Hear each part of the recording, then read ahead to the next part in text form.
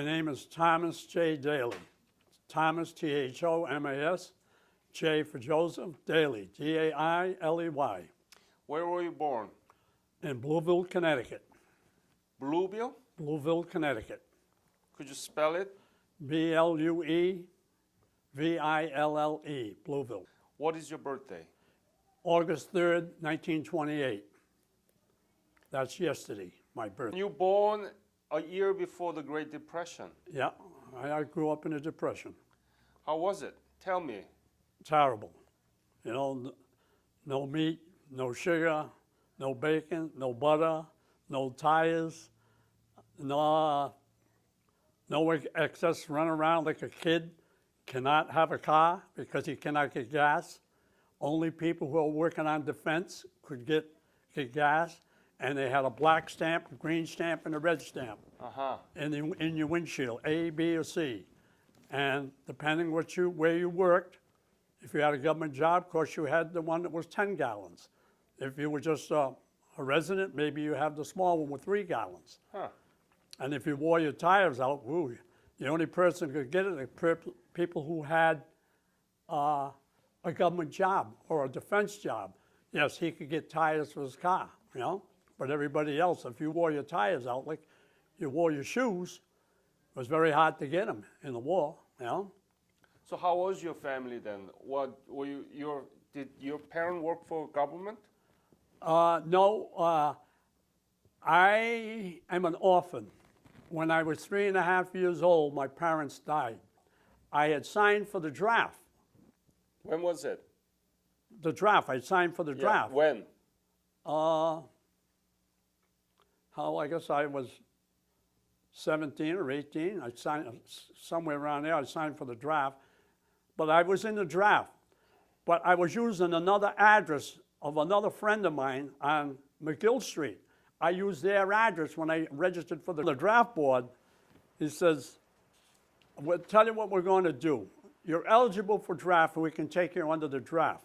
But if we take you under the draft, you're going to go where we want to put you, not where you want to go." Okay. "We're going to give you 48 hours to get into service." I said, "Fine." So I went and joined the Marines. I went down and joined, hey, I want to be a Marine, you know? So I got down and fill out the paper for the Marine Corps. When? When was it? 1949 or 50? 48 or 49, I'm not sure. It was before the Korean War. Oh, before the Korean War, Okay. Oh yeah. You could be 48 or 49, Yeah. between in there somewhere. Okay. So anyway, they give me my physical right there, the Marines do, give me my physical. Then when I get my clothes all back on, I go out there, he picks up a red pencil and a ruler, and it goes like this. Shh.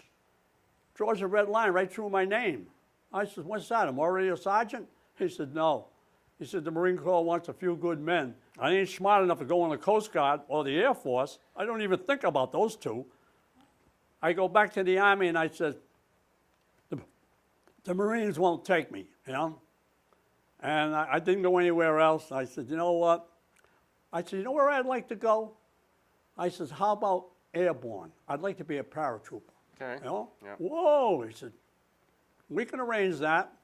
He says, "But there's only one thing wrong." He says, "How much you weigh?" I said, 115. "Can't go. You're not heavy enough. We drop you down to Benning and pick you up to Miami Beach. You know, you fly away. You don't weigh enough." He said, "You got to go Army." I said, "I don't want to go infantry." He said, "Well, okay, you don't want to go infantry? Add 1 more year to your draft, and you can pick, we'll send you, you won't be infantry." I said, "Fine." I said, "Okay, where are you going to put me?" He said, "We're going to put you in armor, tanks." He says, "Boy, they're tough. They punch each other out." Wow. I said, "Tough off, huh?" "Yeah, and tough work too, and dangerous." And I said, "Oh, that's for me, pal. Sign me up." So that's how I went in armor. So now I went to Camp Pickett. From Pickett, I went to California, and I was a gunnery instructor. I was a corporal. I was a gunnery instructor in California. Bingo, the Korean War starts. Next thing you know, I'm RA. RA. I'm going to Korea come whatever, you know, because I'm RA.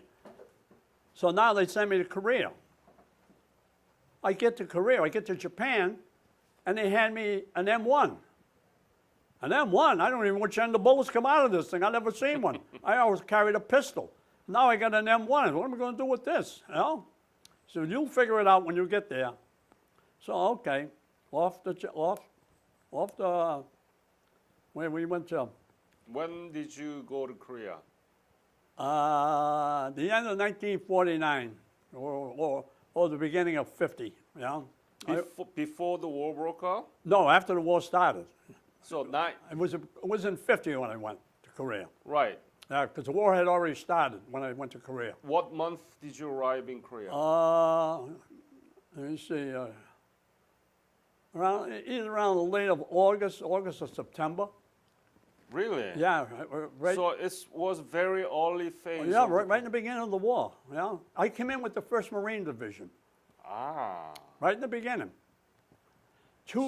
I was in the 7th Infantry Division, and we came in there with the Marine Corps. Now MacArthur, seeing that we came in with the Marines, what does he do? He takes 2 regiments from the 7th Division and puts them up on the Chosin Reservoir, okay? The 31st and the 32nd Infantry Regiment, Yeah. they put us up on the reservoir. Right. Well, he's a warmonger, and he wants to start World War III. Yeah. And Truman sees this. So Truman brings him home and dethrones him, okay? Before, where did you landed in Korea? I guess it was Incheon. Were you in the Incheon landing? Yeah, in the Incheon operation? landing. Yeah, with the 1st Marine Division. Huh. Yeah. So that was September then. Oh, September. Well, I think I went over there in September, 15th. whatever. So you went back and carried the Yeah. injured. Yeah, wounded and frozen guys, whatever, Yeah. and I put them on the back of the tank and put a canvas over them because that's where the motor is and all the heat's under there. And one guy insisted on getting in the tank with me. And I had to pull my pistol out, and I told him, get back on the deck, on the back deck, or I'm going to plug you. You cannot get in this tank. There's 5 of us in here now, and if I have to turn the turret or do something, I can't because that extra guy in there, I can't turn the turret. That was an American soldier. Yeah, no, you went. And then? Yeah, told him to get back underneath the canvas because there's no heat in here. It's 10 degrees colder in the tank than there is outside. So don't get back under the cover. That's where it's nice and warm. And I've gone back to when my wife was living. I used to go to reunions for the chosen few all over the place, wherever they had their. I used to go to all kinds of reunions. And I was looking for the 2 guys that killed the 2 Chinese and saved my life that day. I've gone to reunions and put things on the board. I've never found those 2 guys. Do you know where is going to be the reunion of chosen few this year? Pardon? No, I don't go no more. No, ever since I lost my wife, I don't go no more reunions. I don't go to the 32nd. I don't go to the 7th Division. I don't go to the chosen few. Do you know about Korean economy now? Yes, I've seen pictures of Korea. What do you think about that? Beautiful. What a country. What a beautiful country. I can't believe it, the way I seen it when I first got there, you know, and to see it today, or see it, I haven't been there, but I've seen pictures of it. And guys, my friends have brought pictures home and videos, and I couldn't, and then I've been to Korean functions where they showed what Korea looks like today on a screen, you know. Aren't you Wow, proud beautiful. of that? Pardon? Aren't you proud of your service there, fight for Yeah, Korean I'm proud. I'm proud that I went to help people in Korea. I sure am. You should go back to Korea and see and meet with the people who will thank you. I know. Well, they thank me enough here. I want you to go back. Oh, I want you to go back, really. I don't think I'd want to go back. Yeah. I don't think I could face that again. You know. But the things that you will see is going to be beautiful, came out of your sacrifice No. and hardship. Don't you want to see it? No. I don't want to go back there. I got too many bad memories there. You know? because you fought for us, now Yeah. Korea is 10th biggest economy in the world. I know, it's great. But you people are nice to me here. You know, you've been nice to me in Washington, New York, Boston, you know, wherever, and you've pinned medals on me and whatever, and pins and dinners and you name it. You people have been very, very kind to me. One thing I've noticed about Korean children that they're here in the United States, you will never see their name or picture in the paper at all. They are very respectful here in this country, you know. And I have never seen a Korean that stepped out of line in this country. And I'm 88 years old, you know. And they're very, very nice children. They're very polite, you know. And so are the Korean people, and they're very nice to me, all right? And then no other country in the world is nice to veterans than Korea. I've never seen anybody be kind to Americans, but you people are, you know, are to me.